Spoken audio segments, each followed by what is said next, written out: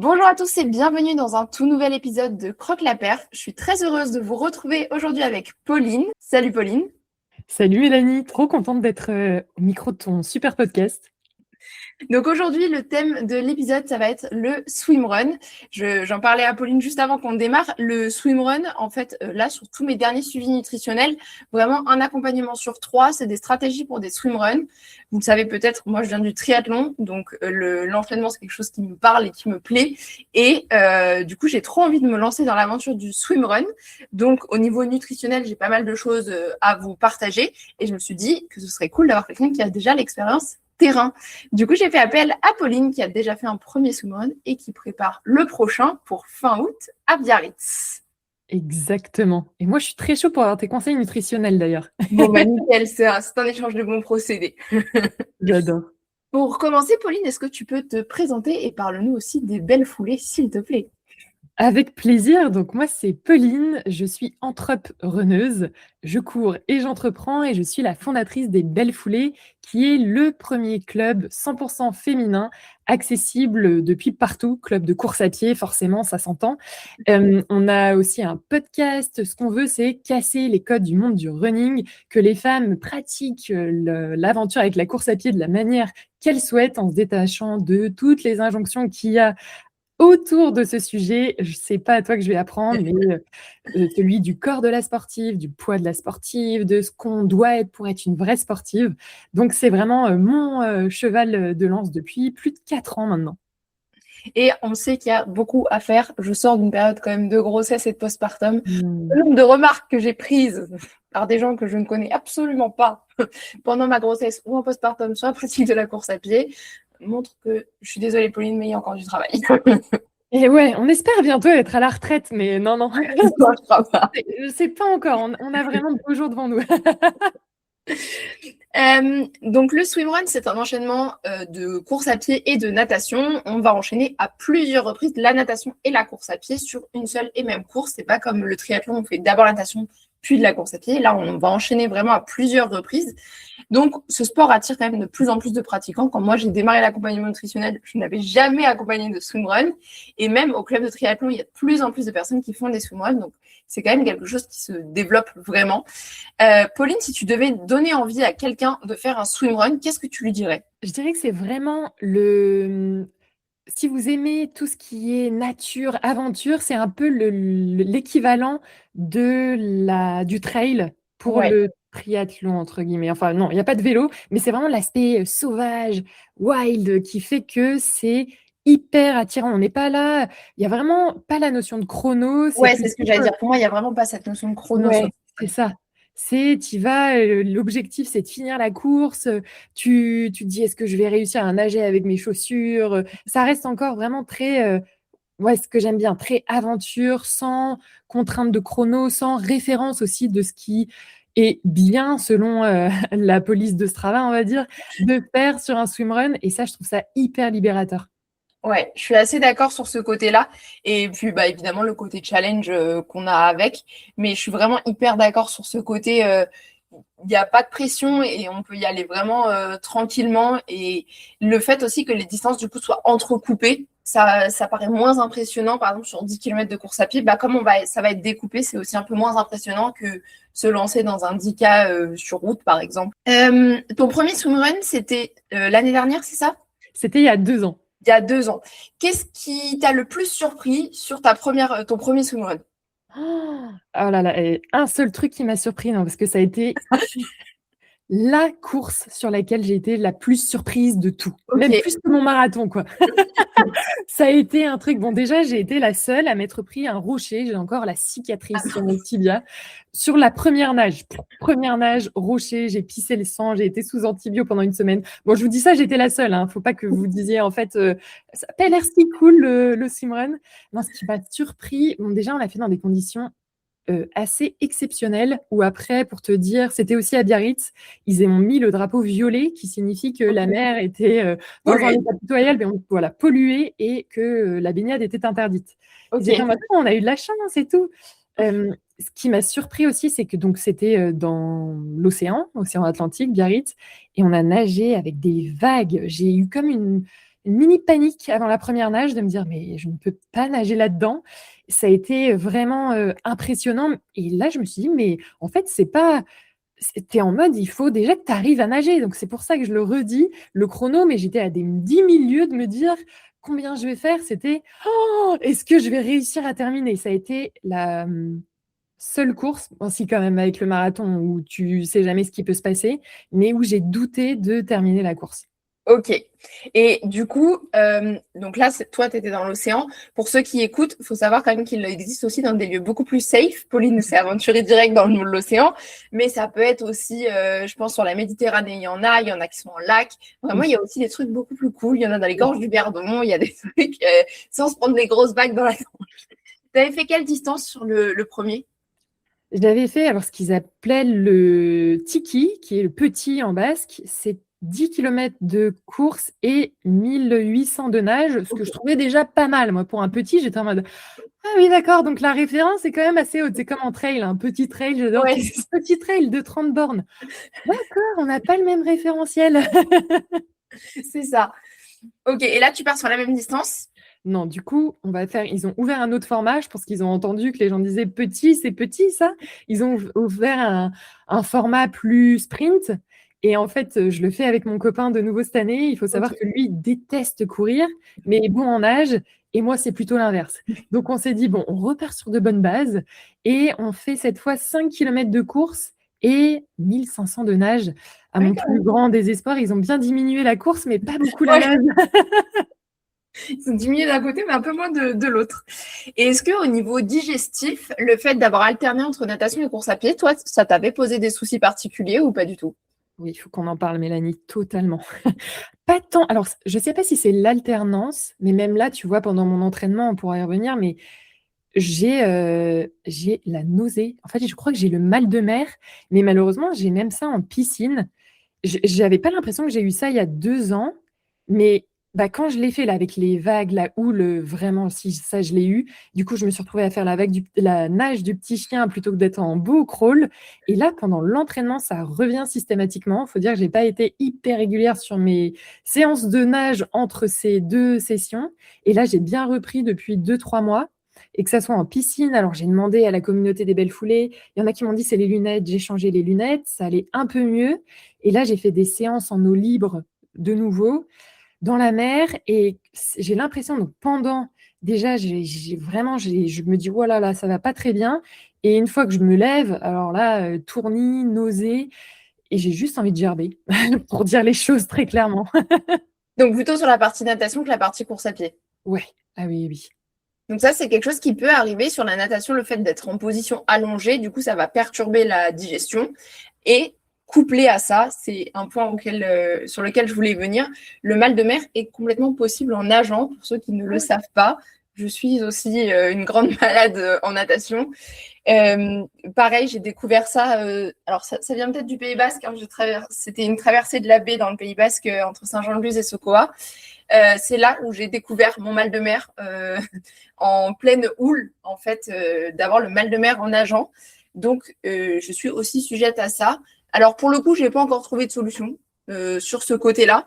Par contre, sur le côté, pour les personnes qui n'ont pas le mal de mer et où c'est vraiment un problème d'ordre nutritionnel, le fait de bien gérer sa nutrition et de la positionner du coup dès qu'on sort de l'eau et pas juste avant de passer dans l'eau ou même au milieu du tronçon course à pied, vaut mieux la prendre dès qu'on sort de l'eau, tout de suite prendre sa nutrition à ce moment-là et viser des portions de course à pied qui sont plutôt un peu plus longues. On évite sur les portions de 500 mètres, mais sur une portion qui commence à faire 2-3 km, on va pouvoir la prendre. Là où, pour le coup, sur une portion de 500 mètres, si on replonge tout de suite dans la natation, c'est pas la peine d'aller se mettre des glucides et que ça devienne difficile à digérer. Par contre, pour le côté mal de mer, tous ceux qui ont des conseils, bah du coup, Pauline et moi les prenons.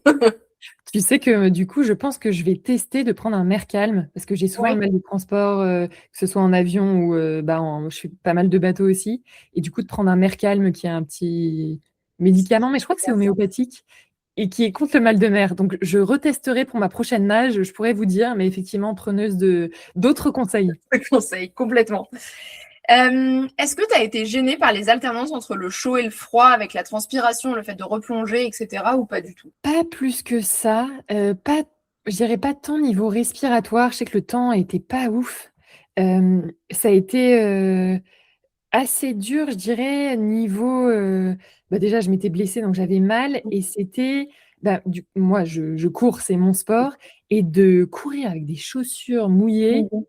les chaussettes trempées, un peu plus de frottement, même si on est sur des distances pas trop longues, Ouais. mais de faire splotch, splotch, splotch, de courir dans le sable aussi, de faire attention à mes appuis. Ça a été aussi une assez grande surprise, en fait, de me dire, ah oui, je suis pas en condition de running normal. Ok.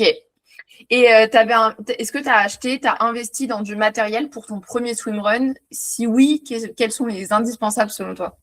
Ouais, totalement. Alors, j'ai pas pris une combi spécifique. J'ai pris une combi classique vraiment de nage, mais une combinaison courte. Ok, Ce que j'ai acheté et ce que je vous recommande, mais de fou, c'est l'attache pull boy. ouais. Donc, en fait, on nage avec un pull boy parce que ça permet d'être plus stable dans l'eau. Ouais. Euh, Comme on a nos chaussures qui Genre peuvent. qui pèse 8 tonnes. Exactement. Mais c'est rigolo, ouais. Une autre bonne surprise pour le coup du swimrun, c'est que moi, les chaussures, en fait, elles m'ont plus fait flotter, j'ai l'impression. Ok, Avoir des chaussures légères, mais le pull boy est vraiment aussi important ouais. pour ajouter cette flottaison.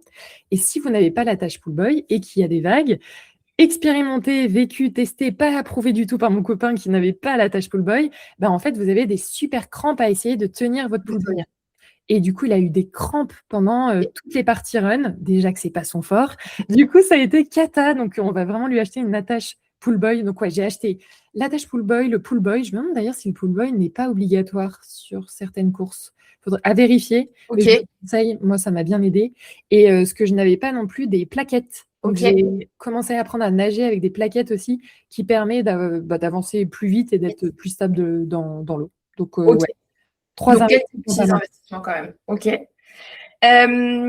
Est-ce que tu t'étais entraîné d'une manière différente que sur une course sur route? Je parle pour la partie course à pied, ou tu as plutôt suivi un entraînement classique, ou tu avais fait des choses spécifiques pour le swimrun?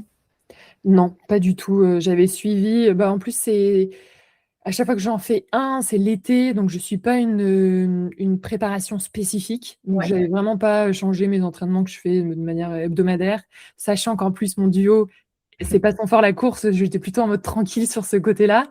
Ce que je referais, d'ailleurs, ce que je n'ai pas fait, c'est peut-être faire un peu plus de transition, Ok. de dire ok, je cours en étant trempée. Ouais. Et ça, tu vois, je te le dis, mon swimrun est dans un mois. Il faudra que j'en fasse là la prochaine fois de vraiment nager, courir. Là, j'avoue que j'ai plus fait de la nage, de la course, mais pas faire courir en étant trempée et nager avec mes baskets. Donc, j'avoue que si j'ai pas trop envie non plus, j'ai pas acheté des baskets spéciales, donc j'ai pas Ouais. envie de les ruiner avec de l'eau salée. Ouais, niveau, pardon, juste équipement, ça me fait penser, j'ai pas spécifié. J'avais pris de vieilles baskets et je vais refaire la même chose. Donc, du coup, vous n'êtes pas en mode ah, ça rebondit bien quand je cours. De toute façon, vous êtes trempé, donc c'est pas les meilleures sensations de run. Et puis, au moins, vous abîmez pas vos super. Mettez pas de carbone, quoi. 250 € la paire, mettez de vieilles chaussures, ça fait l'affaire. Et en complément, ne prenez pas toutes les chaussures Gore-Tex, imperméables, toutes ces choses-là, parce qu'il faut que l'eau sorte de la chaussure, il faut que l'eau s'évacue. Ne prenez pas tous les trucs imperméables, c'est le très mauvais plan. T'as trop raison. Du coup, tu l'as dit, ton sport, c'est plutôt la course à pied. En natation, est-ce que tu as fait des séances particulières avec un peu de fractionné? Tu faisais de l'endurance, tu as visé une distance? Qu'est-ce que tu as fait un peu sur ce plan-là? Oui, totalement. J'ai même repris des cours parce qu'il faut savoir que moi, de base, je viens de la natation. J'ai fait beaucoup de natation étant petite, c'était mon sport, et j'ai l'impression que j'ai tout oublié. Donc, c'est bien parce que par rapport aux femmes que je coach en course à pied, ça m'a vraiment rappelé aussi ce que c'est de Ouais, débuter quelque chose ou de se dire, ah, mais c'était mieux avant. Et j'en ai beaucoup comme ça qui disent, avant, j'arrivais à courir ça, là, j'ai tout perdu. Donc, la nage, moi, ça a été la même chose. C'est bien, ça m'a remis dans une position de débutante et j'ai repris des cours. En fait, je n'arrive plus à respirer en nageant. C'est un gros problème. Je suis au bord de l'asphyxie au bout de 25 mètres de crawl.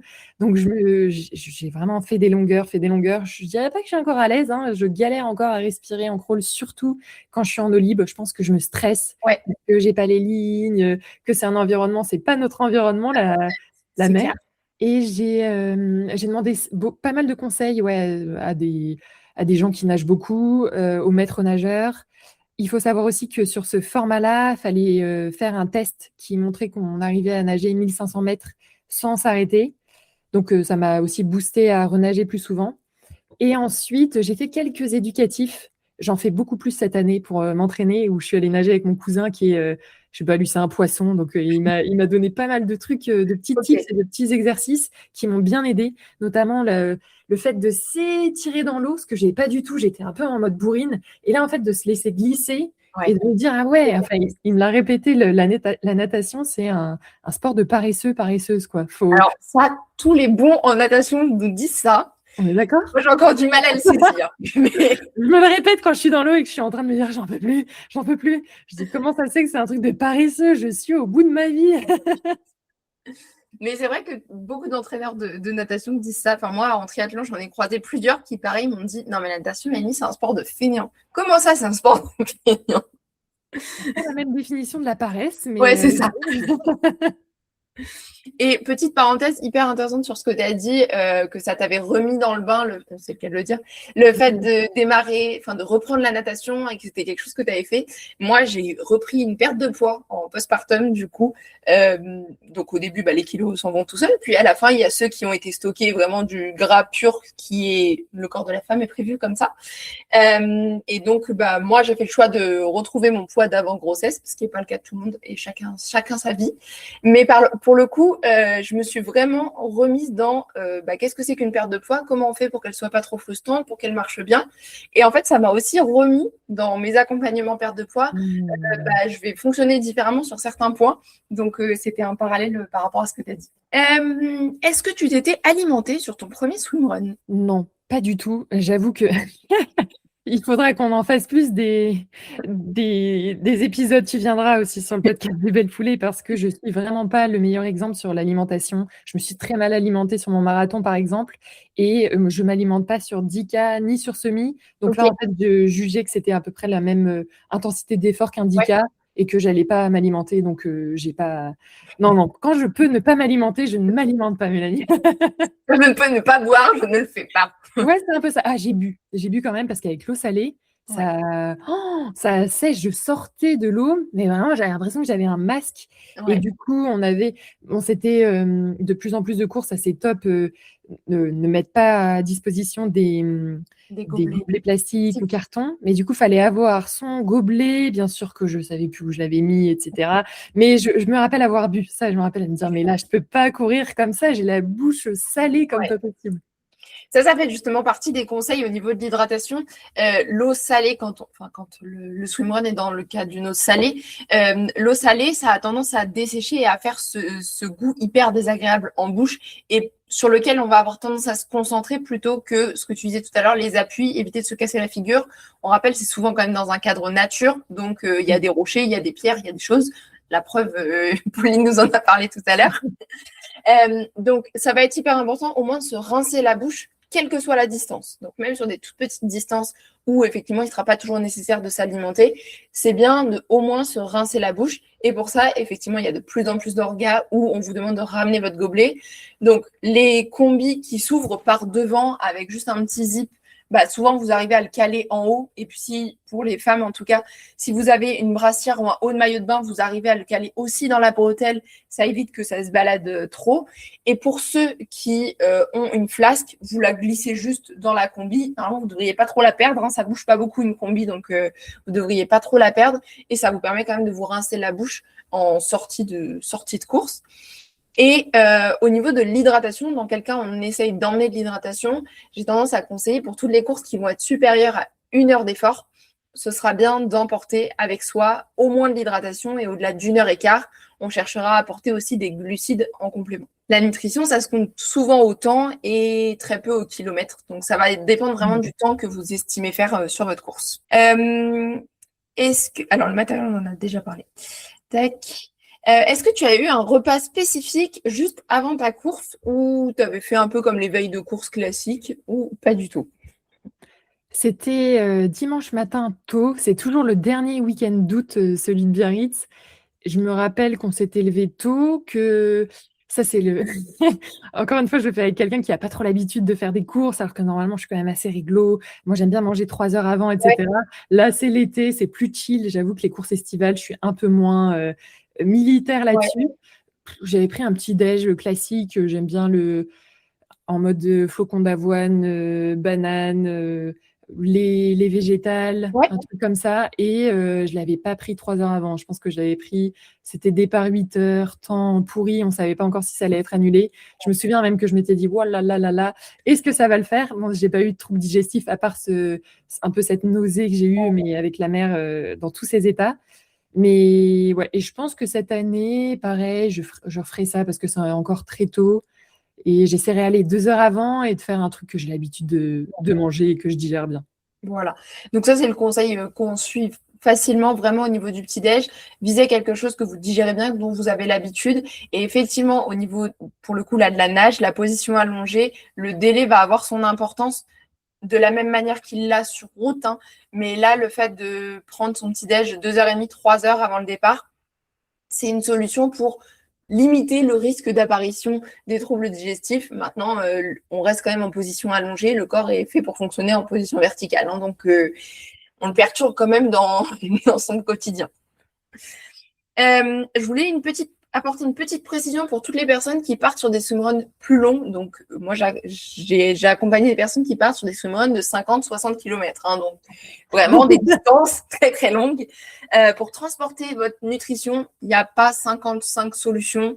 C'est dans la combi. Les gels, on les met dans la combi. Et les flasques, pareil, dans la combi. Et on se recharge au niveau des ravitaillements. Quand même, très souvent, sur les swimruns, vous avez des ravitaillements qui sont proposés, même sur des petits. Toi, je suppose qu'il y en avait plus que un. Il y en avait peut-être 2, 3, non? Sur le petit, je pense qu'il y en avait deux, parce que Ouais. effectivement, il y avait un autre format plus long où du coup, Ok. on bénéficiait de ces ravitaux. Et c'est Decathlon qui a sorti une gamme aussi swimrun. Et ils ont sorti une ceinture Ok. qui passe dans l'eau. Et je trouvais ça pas mal. On l'a mise, nous, on en avait acheté une, autre investissement qu'on avait fait, assez raisonnable, pour pouvoir attacher la longe. En La fait, longe. ouais, quand on le fait en duo, on a une longe. Donc oui, on a aussi acheté une longe Ouais. pour pouvoir s'accrocher qu'on n'a pas pu utiliser parce que les conditions étaient catastrophiques. Mais normalement, c'est même obligatoire, quand les conditions le permettent, de s'attacher avec son duo pour passer Ok. les Là, balises vous et les n'étiez pas combinaisons. attaché du coup.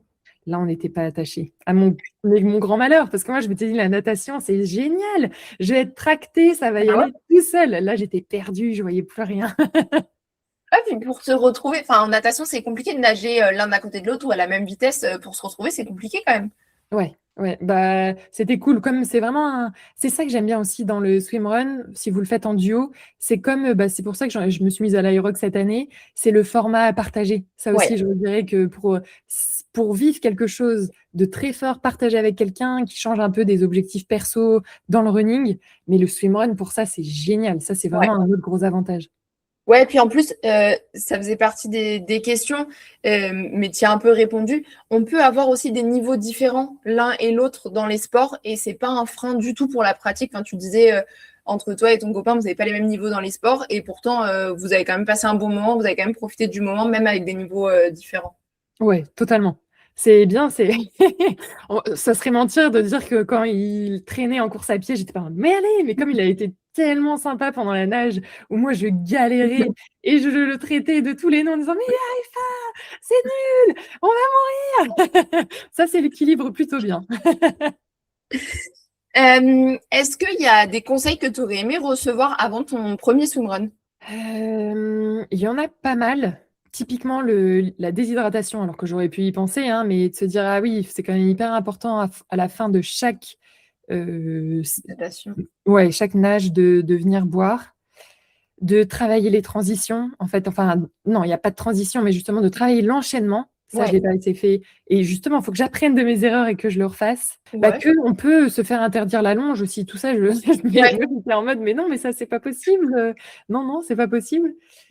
Et ça, Et c'est vrai que c'est comme en triathlon, en fait, on dépend de conditions extérieures, beaucoup plus que de la course sur route. Hein. De la course sur route, qu'il pleuve ou qu'il pleuve pas, ça va être maintenu, il n'y a pas trop de doute. À moins qu'il y ait une tempête qui arrive, globalement, la course, elle va être maintenue. Et encore, parce que moi, je fais le marathon de La Rochelle, on a une alerte tempête qui est tombée dans la journée. Donc... oh, Et encore, avec des rafales de vent et des trucs. Donc, et encore. Mais ce que je veux dire, c'est qu'en triathlon, vous pouvez arriver sur un triathlon et on vous dit la natation, elle est annulée. C'était votre angoisse. Et non, ça transforme en duathlon. Oh punaise, vous n'avez jamais fait de duathlon, boum, ça se transforme en duathlon. Et puis ça dépend de la même fédé de toute façon. Donc c'est vraiment des règles. C'est aussi pour la sécurité, hein, quand même. Faut le rappeler, même si nous ça nous embête en tant que participants, c'est pour la sécurité. Enfin là, je suppose que si on a évité la longe, c'est aussi pour éviter que les gens se rentrent dedans avec les vagues en étant attachés. Je pense que ça aurait fait des petites collisions quand même. Ouais. Et puis même avec les vagues, qu'elles s'enroulent. Ouais, et puis qu'il y en ait un qui soit pris dans le rouleau et pas l'autre, et du coup, ça se tire. Enfin, je pense que c'était un peu dangereux quand même. C'était totalement dangereux. Ouais, non, on n'a pas joué au fou, on l'a pas mise et on a compris pourquoi ensuite.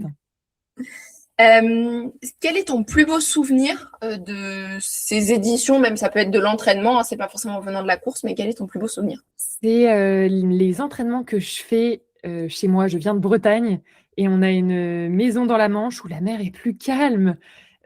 Franchement, il faudrait qu'à un moment je fasse dans des mers plus calmes. Ce serait pas mal, mais c'est toujours trop long comme distance, je trouve. Et du coup, je m'entraîne avec mon cousin ou mes proches et on se fait des allers-retours avec une île qui est pas super loin de là où on habite. Et c'est des moments magiques. Il y en a qui nous accompagnent en canoë pour c'est un moment si on n'en peut plus pour le retour, on revient. Et ça, ouais, c'est gravé jusqu'à jamais. Et comme souvent, hein, c'est dans la prépa qu'on trouve les. Alors oui, la ligne d'arrivée, c'est toujours un très beau moment, mais c'est dans la prépa, bah, tu dois le voir aussi avec les belles foulées, hein, c'est dans la prépa où on voit tout ce côté-là et cette évolution vers l'objectif. Finalement, c'est parfois ça le plus beau. Ah, d'ailleurs, là, ton plus beau souvenir, il est dans ces moments. Et le chemin est parfois plus beau que la réalisation de l'objectif à la fin, quoi. Exactement. Ce qui compte, c'est le chemin, pas la quête, comme dirait notre cher Orelsan. C'est tout à fait ça. Est-ce que tu as des choses à rajouter avant qu'on clôture cet épisode? Eh bien, écoute, on a fait un beau tour. Encore une fois, preneuse de vos conseils contre le mal de mer. Ouais, complètement. Ouais, non, juste vous autorisez aussi à tester un format sans être prête. C'est ce que je répète souvent aux belles foulées que j'accompagne. C'est de ne pas attendre d'être prête, d'avoir tout fait parfaitement, d'avoir fait tant de séances de natation, d'avoir repris des cours, d'avoir suivi le plan. On est quand même très nombreuses à être comme ça. Mais de vous autoriser à faire des formats de découverte pour juste tenter. Et même si vous n'êtes pas prête, on s'en fiche. Encore une fois, vous jouez pas votre vie à des courses comme ça. Donc ouais, de vraiment prendre plaisir à découvrir. Je trouve que on est un peu trop sinon dans une spirale à répartir déjà son année avec ok, je fais un 10, un semi, marathon. Là, je parle pour les runners, runneuses qui nous écoutent, et de moins s'autoriser à faire des formats où juste on est là pour prendre plaisir, découvrir. Et le swimrun, c'est un bon format pour se lâcher la grappe et enfin souffler. Ouais, complètement. Et d'ailleurs, ça fait partie des petits messages que je voulais donner pour la fin de cet épisode. Donc, ça fait une très belle transition. Le swimrun, c'est quelque chose qui est accessible à tous et à toutes. Donc, vraiment, quel que soit le niveau, si vous êtes en solo ou en duo, quel que soit le niveau de chacun, c'est vraiment accessible. Il y en a de plus en plus en France. Donc, regardez autour de chez vous ce qui existe. Le matériel a quand même son importance dans la course. Il y a parfois certains investissements qui sont nécessaires, même si c'est juste pour une course. N'hésitez pas à regarder sur Vinted ou quoi. Il y a des combis sur Vinted moins chers ou en seconde main. Enfin, peu importe que ce soit Vinted ou pas, mais en seconde main, il y a du matos en seconde main qui peut être vraiment intéressant. On peut même louer. Vous pouvez louer des combis. Oui, exact. Vous pouvez aussi louer des combis complètement. Et la nutrition, c'est toujours bien de tester quand tu auras besoin de s'alimenter pour la course. N'oubliez pas de tester en amont, si c'est un gel, une pâte de fruits, une compote, peu importe, mais n'oubliez pas de tester. Je pense à un athlète que j'ai accompagné qui a pris des pâtes de fruits où le plastique a pris l'eau, donc il n'avait que des pâtes de fruits mouillées parce qu'il n'avait jamais testé de mettre ses pâtes de fruits dans l'eau. Et ben elles ont toutes pris l'eau. Donc voilà, pensez à bien tester votre matériel et surtout osez et faites-vous plaisir et tentez l'expérience. Merci Pauline. Dis-nous un petit peu où est-ce qu'on peut te retrouver si les gens veulent te faire un petit retour sur cet épisode. Vous pouvez me retrouver sur Instagram, @lesbellesfoulées, sur LinkedIn, Pauline Bouzom. J'ai aussi un podcast du même nom. Vous pouvez me trouver un petit peu partout. Logiquement, en août, vous ne devriez pas la louper. C'est les runs du mois d'août, donc vous devriez normalement la voir un petit peu partout. N'hésitez pas à suivre l'aventure. Il y a aussi des rendez-vous en présentiel. Le prochain, il est en dehors de la France, il me semble. Exactement, on s'internationalise. C'est à Bruxelles le samedi 15 août dans un café hyper sympa créé, tenu par deux femmes qui ont organisé tout un pop-up en lien avec l'événement aussi, donc ça va être très chouette. Et bien sûr, dernière semaine d'août à Biarritz, avant le swimrun. Donc si vous passez vos vacances là-bas ou si vous habitez là-bas, bah, n'hésitez pas, toutes les infos sont sur nos réseaux. Super. Eh ben, merci beaucoup, Pauline. Et puis, à bientôt pour un prochain épisode. Merci à toi, Mélanie. À très vite.